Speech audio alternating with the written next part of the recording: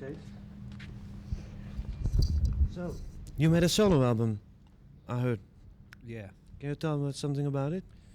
Yeah, it's called Empty Glass. I think it will be released in Holland sometime towards the end of April. And it's my first concerted solo album effort outside of The Who. When did you start recording it? Well, I first had the idea to do a solo album about 2 years ago, but I started in earnest. I mean, the actual process of recording when I found a producer, Chris Thomas, who produces The Pretenders and Sex Pistols and Paul McCartney, a few people like that. I think last summer, so it's been about 6 months to make. And who plays on the album except you? Nobody with famous names. There's no Eric Claptons or anything like that. I had Rabbit, who plays keyboards with The Who now, did some of the keyboard work, and Kenny Jones, who plays drums with The Who, played drums on one song. But the other musicians are unknown. A man called Simon Phillips plays drums. Tony Butler on the bass. That's it. What kind of music is it? It's quite varied. It's not unlike Who music, but obviously I've got much greater freedom. The songs that I've done are not so much more personal, but I was able to be freer in the choice of material. So some of it's heavy rock and some of it's quite light and poppy. Do you have any plans for filming this year?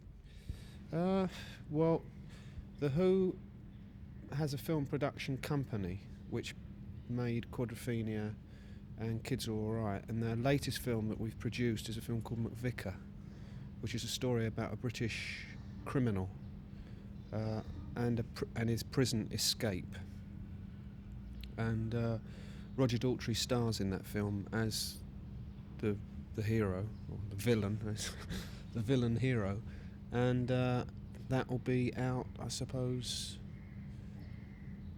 I should think May or June in England. I don't know when it will reach Holland.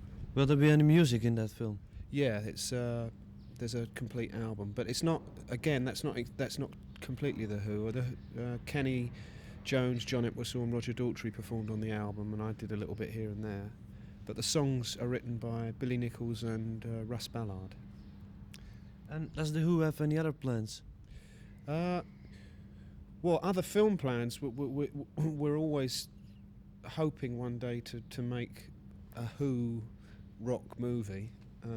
I've been talking to Nicholas Roeg, who produced Performance and Man Who Fell to Earth, about the possibility of developing an idea, and Ray Bradbury, the science fiction writer. But there's nothing on the cards at the moment. So what we're really doing at the moment is we're going back to concentrating our efforts this year on recording and touring. We're about halfway through an album now, which is being produced by Bill Simzik, who produced Joe Walsh and the Eagles. We're about halfway through, and an American tour and some dates in Europe. How are things with The Who since the terrible accident in America? Well, very much the same. I mean, our consciousness is obviously slightly altered, as is the consciousness of everybody in rock. I think, it was a great tragedy, but I think that everybody learnt a lot from it. So I don't think it was necessarily a wasteful tragedy, and I think it will have. I think concerts, particularly in America, which can be pretty hectic, crazy, will be more controlled in the future. So. Okay, thank you very much.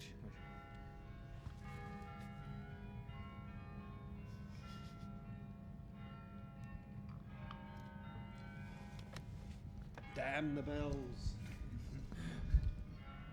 Hi, this is Tina Turner, and you're watching Europe's #1 rock show, Countdown.